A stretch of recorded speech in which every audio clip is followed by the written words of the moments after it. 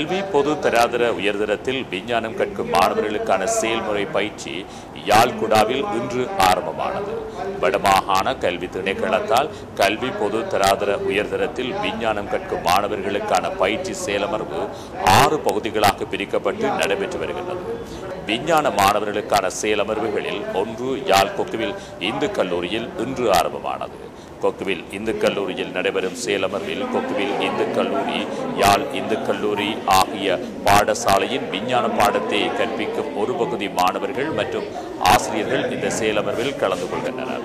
3 நாட்கள் நடைபெறும் உயிரியல், பௌதிகவியல், ரசாயனவியல் மாணவர்களுக்கான இச்செயலமர்வில் மிகுதி மாணவர்கள் நாளையும் நாளை மறுதினமும் கலந்து கொள்ள உள்ளனர்.